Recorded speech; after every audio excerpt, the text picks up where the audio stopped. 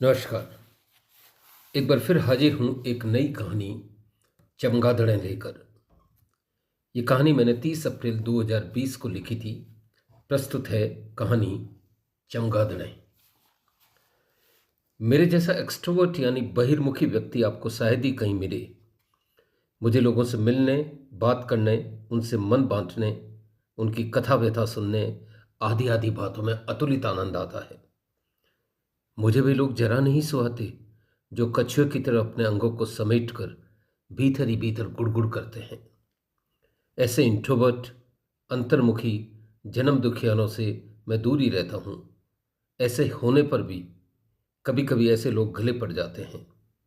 मैं कदाचित पहल कर उनसे कह भी दूं, हेलो, हाउ आर यू, पर वे ऐसे देखते हैं मानो उन पर आसमान गिर गया हो। ठीक हूं जैसे दो शब्दों का उत्तर देने तक में उनकी नानी मर जाती है। सुबह वॉक करते हुए बगीचे में मुझे ऐसे लोग अक्सर मिलते हैं, और सच कहूं, मेरी इच्छा इनसे बतियाने की भी होती है, पर इनके बनियान पर मुझे खोपड़ी के निशान को चीरते हुए दो आड़ी पसलियों का वह चित्र दिखता है जो मेरी कॉलोनी के बिजली के खंभे पर लगा है, एवं जिसके नीचे लाल रंग से 1000 वोल्ट के साथ सावधान लिखा है। मैं वॉक में मेरे जैसे बतियानों को ही ढूंढता हूँ। वॉक पूरी होते हम सभी बतियारा संघ की तरह एक जगह मिल जाते हैं। फिर जिसको जितना अवसर मिले अपना ज्ञान झाड़ते हैं। हमारे इस बतियारा संघ में हर राजनीतिक दल के प्रतिनिधि हैं, ज्ञानी ध्यानी भी हैं, जो कभी कभार आपस में झगड़ भी पड़ते हैं, लेकिन दूसरे दिन सभी मतभेद भुलाकर ऐसे मिलते हैं मानो पिछले दिन कुछ हुआ ही न हो। जब सबको एक दूसरे को खुजाने की लत हो तो झगड़ा अधिक दिन चलता भी नहीं है। कुल मिलाकर सुबह इस तरह मिलने वाले वे लोग हैं जिनसे खुद की निपटती नहीं, पर जो पराई पंचायती एवं एक दूसरे की निंदा पुराण में उतना ही रस लेते हैं जो रस भौरों को फूल चूसने में आता है। आज मॉर्निंग वॉक से घर आया तो श्रीमती जी दरवाजे पर खड़ी थी। देखते ही बोली, दूध ले आए? ओह, अब मुझे याद आया, जाते हुए उसने कहा था दूध लेकर आना, पर जिसे बातों में इतना रस मिले उसे ऐसे सूक्ष्म लौकिक कार्य याद रहते हैं क्या? मैं उल्टे पांव मुड़ा। दूध वाला कौन सा दूर है? कॉलोनी के बाहर ही तो उसकी दुकान है। मुझे मुड़ते हुए देख ऊपर मुंह कर कोकिला ने इस तरह देखा जैसे भगवान को कह रही हो, हे प्रभु, किस कर्म ठोक से फंसवाया है। मैं 20 कदम चला ही था कि पांचवें घर पर त्रिवेदी जी दिख गए। मेरी उनसे खूब छनती है। मैं और त्रिवेदी जी दोनों हम उम्र हैं। दोनों ने कुछ माह पूर्व 40 पार किए हैं, लेकिन दोनों के व्यक्तित्व, शरीर, सौंदर्य में बहुत अंतर है। त्रिवेदी जी जहाँ पतले, काइयाँ, पैनी आंखें, कठारनुमा मूछों एवं तोते जैसी नाक वाले हैं, मैं उनके ठीक उलट किंचित स्थूल एवं उनसे अधिक दर्शनीय हूँ। त्रिवेदी जी मुझसे ठिकने भी है एवं बहुधा जब हम खड़े खड़े बात करते हैं मुझे उनसे गर्दन झुकाकर बात करनी पड़ती है। मैं आगे बढ़ ही रहा था कि त्रिवेदी जी ने मुझे देख लिया। वे बरामदे में खड़े थे। देखते ही बोले, शर्मा जी, आज इतवार है, ऐसी भी क्या चलती है, आइए एक कप चाय पीते हैं। त्रिवेदी जी मेरे ऑफिस में कार्य करते हैं, लोगों को उकसाने की कला में माहिर हैं।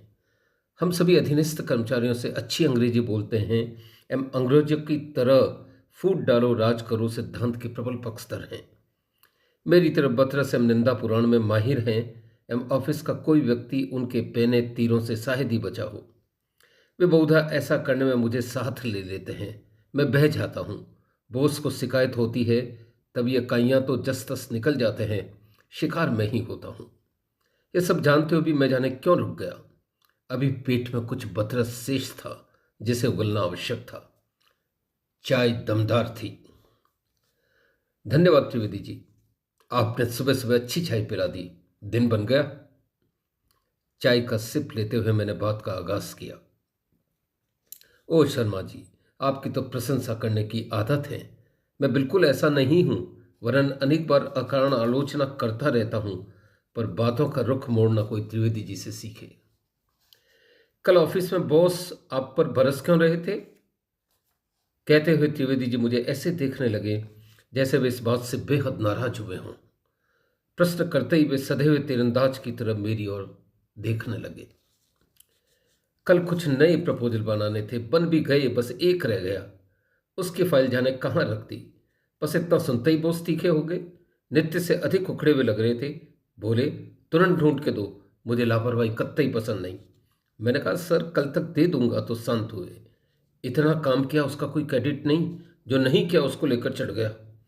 कहते हुए मेरा गला रुंध गया। त्रिवेदी जी ने उड़ते तीर की तरह मेरे मनोभावों को पकड़ा। अरे आप दिन भर पिलते रहे और उन्होंने ये सिला दिया? कोई अपने अधीनस्थ कर्मचारियों से ऐसे व्यवहार करता है क्या? आप तो फिर इतना अच्छा कार्य करते हैं। वेरी बैड, त्रिवेदी जी ने मरहम लगाया। कुत्ता है साला, हिड़क्या कुत्ता। मैं गुस्से में चीख पड़ा। घाव कुरेदने से पीड़ा तो होती ही है। त्रिवेदी जी को मानो इन्हीं शब्दों की तलाश थी। वे मूंछों में मुस्कुराए। उनकी कुटिल मुस्कुराहट मानो कह रही थी, बरखुरदार, यही अंतिम बात बॉस को बताकर तेरी चटनी बनाऊंगा। मैं उखड़ गया। यकायक मुझे ध्यान आया, मैं दूध लेने निकला था।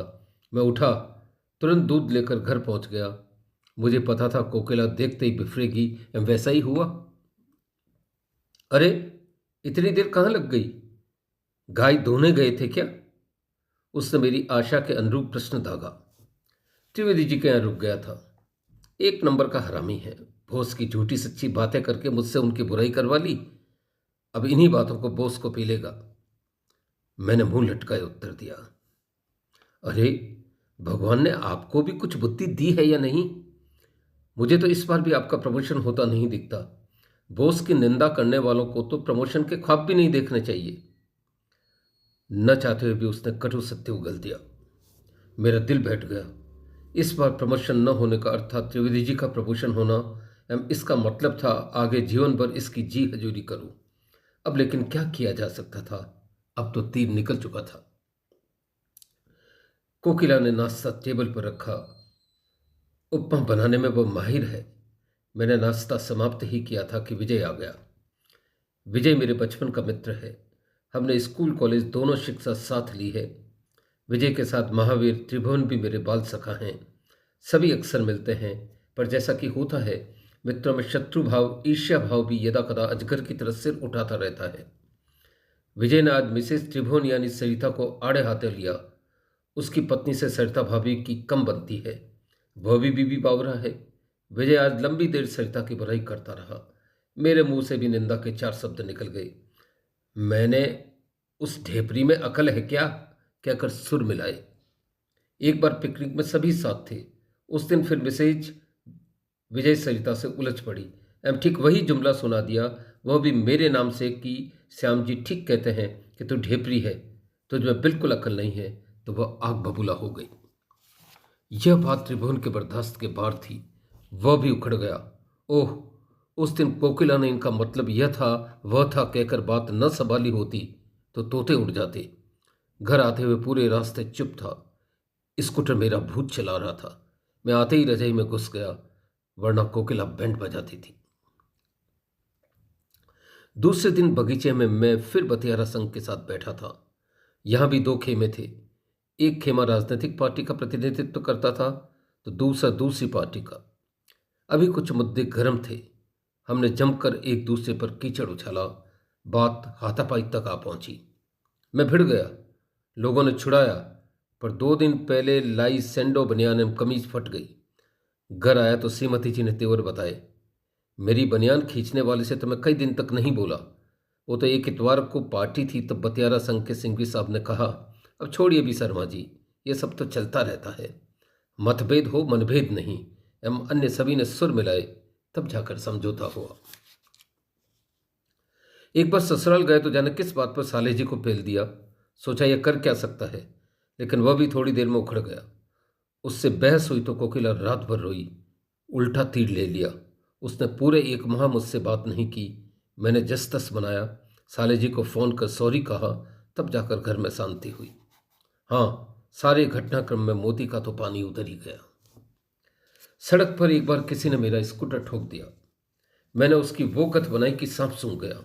मैं उसकी माँ बहन पे उतर आया। सामने वाला लंगड़ा था।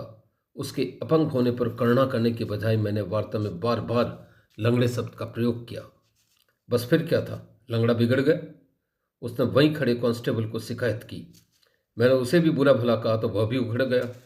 बात तब खत्म हुई जब कांस्टेबल ने आंखें तरेर कर कहा, पुलिस वाले से गाली गलौज का अर्थ जानते हो? सीधे अमुक धारा में बुक करूंगा, जमानत तक नहीं मिलेगी। मुझे सांप सूंघ गया। वहां खड़ी जनता ने भी उन्हीं का पक्ष लिया। लोई उतर गई। मैं आंख नीचे कर कर आया। धीरे धीरे मुझे लगा लोग मुझसे कतरा रहे हैं। कुछ मुझे देखकर इग्नोर करने लगे तो कुछ उतना ही बात करते जितना किसी निंदक से की जाती है। मैं मन ही मन घुट के रह जाता। भीतर से कोई चीख चीख कर कहता, शर्मा, तुम्हारी ये दुर्गति अन्य किसी ने नहीं, स्वयं तुमने की है। मैं लज्जा के मारे भीतर ही भीतर सिमट जाता। इसी दरमियान प्रमोशन का परिणाम आया। वही होना था जो हुआ। मैं रह गया, एम त्रिवेदी जी पार हो गए। किसी अन्य का होता तो मैं सहन कर लेता, पर त्रिवेदी जी का प्रमोशन मेरी आत्मा को बैठ गया। हिड़के बोस ने हिड़के कुत्ते से भयानक हरकत की। मेरा पानी उतर गया। रात सपन आते तो ऐसे जिसमें त्रिवेदी जी कह रहे होते, शर्मा जी सुधर जाइए, फिर न कहना पड़ोसी होकर सियार बिगाड़ दी। मैं सब पका कर उठ बैठता। कोकिला मेरी मनोदशा एवं इसके कारण दोनों जानती थी, पर चुप रहती। ऐसी दशा में कहने अथवा समझाने का अर्थ था मुझसे सीधा पंगा लेना, घर में कोहराम होना एवं इससे घर की शांति आगे कई दिनों के लिए भंग होना तय था। आज फिर इतवार था। इन दिनों रात 3-4 घंटे ही नींद आती। कहाँ कुंभकर्ण की तरह सोता था, कहाँ सहमे खरगोश की तरह जब तब उठ जाता। आज फिर तड़के नींद खुल गई। कोई 5 बजे होंगे कि डोर बेल बजी। मैं दरवाजे तक आया। आश्चर्य, बड़े भाई साहब खड़े थे। मैं उन्हें खूब आदर देता हूं। मैं उनकी अटैची लेकर भीतर आया। वे नित्य कर्म से निवृत्त होकर बोले, मेरी मॉर्निंग वॉक की आदत है, आज तेरे साथ चलूंगा। और हाँ, आज हम किले के नीचे मॉर्निंग वॉक करेंगे। इसी बहाने वहां स्थित मंदिर में दर्शन भी कर लेंगे। मैं आनंद फानन बाथरूम में घुसा। बाहर आया तब तक वे कोकिला से जाने क्या गुसपुस करते रहे। कोकिला उन्हें आदर भी देती है, घर की तमाम समस्याएं भी उनसे बेहिचक बांटती है। मंदिर दर्शन के बाद किले के नीचे हम दोनों घूम रहे थे। सवेरे की ठंडी ताजा हवाएं मन को सुकून दे रही थी। वहां से शहर का विहंगम दृश्य अत्यंत सुंदर लग रहा था। अपनों के साथ होकर अपनी खास बातें करना कितना सुख देता है। भाई साहब से बचपन की अनेक बातें करते हुए मुझे लगा मेरा हृदय मोम की तरह पिघल रहा है। ओह, वे घर कितने सौभाग्यशाली होते हैं जहां बड़ों का सानिध्य मिलता है। मैं इसी उधेड़ मन में था कि भाई साहब यकायक रुक गए। वे किले की दीवार के कोने में उल्टी लटकी चमगादड़ों को देख रहे थे। भाई साहब अपने शहर की यूनिवर्सिटी में जीव विज्ञान के प्रोफेसर हैं। मैंने उन्हें इस तरह रुककर अनेक बार ऐसे जीवों को देखते हुए पहले भी देखा था। ऊपर देखते हुए उन्होंने मेरे कंधे पर हाथ रखा एवं बोले, तुम्हें पता है चमगादड़ उड़ने वाला स्तनधारी प्राणी है एवं अन्य निशाचरों की तरह रात में ही क्रियाशील होता है। यह सर्दियों में महीनों सोए रहता है। चमगादड़ बहुधा अंधेरी गुफाओं, पुराने निर्जन स्थानों में उल्टे लटके रहते हैं। यह सब कहते हुए भाई साहब इन चमगादड़ों में जाने क्या क्या देखने लगे थे। मेरी जीव विज्ञान में कोई खास रुचि नहीं थी, बस हाँ हूं किए जा रहा था। यकायक मेरे दिमाग में एक प्रश्न कौंधा। मैं उनकी ओर मुखातिब होकर बोला, भाई साहब सभी भाई साहब सभी जीव सीधे खड़े होते हैं, सीधे सीधे बैठते हैं, चलते हैं, ये चमगादड़ उल्टे क्यों लटकते हैं? मेरा प्रश्न सुनकर भाई साहब जोर से हंस दिए। उनकी हंसी गूढ़ रहस्य से भरी थी। वे गर्दन नीचे कर मेरी ओर मुड़े और बोले, ये तो कर्मों की खेती है भाई, इसे तो काटना ही पड़ता है। भाई साहब अब गंभीर थे। मतलब? मेरी आंखें आश्चर्य से फैल गई। उल्टे लटकने से भला इसका क्या संबंध हो सकता है? विधाता का बंटवारा निष्पक्ष है भाई, उसके न्याय एवं निर्णय में कोई त्रुटि नहीं होती। मुझे उत्तर देते हुए भाई साहब ने जेब से रुमाल निकाला एवं अपना चश्मा उतार कर साफ करने लगे। मैं आपकी बात नहीं समझा। मेरा प्रश्न अब रहस्य में तब्दील हो गया। इसका उत्तर मेरे शास्त्र में नहीं, हमारे आध्यात्मिक ग्रंथों में है। कहते हैं जो जैसा करता है वैसा पाता है। जो झूठ बोलता है अगले जन्म में कौवा बनता है। जो चालाकियां कर लोगों को लूटता है वो लोमड़ी बनता है। और जो आतन लोगों की निंदा कर उन्हें अपमानित करता है वह अगले जन्म में चमगादड़ बनता है। उसके उल्टे बोलने की सजा उसे उल्टे लटक कर देनी होती है।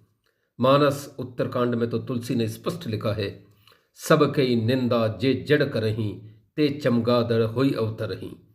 उत्तर देते हुए भाई साहब ने अपना चश्मा पुनः आंखों पर चढ़ा लिया। मेरे पांव तले जमीन सरक गई। यकायक मुझे लगा घड़ी की सुइयां तेजी से आगे की ओर घूम रही है। मैं इन्हीं चमगादड़ों में एक किले के कोने में उल्टा लटक रहा हूं। लौटते हुए पूरे रास्ते भाई साहब ही बोल रहे थे। मेरे भीतर तो सन्नाटे उतर गए थे। धन्यवाद।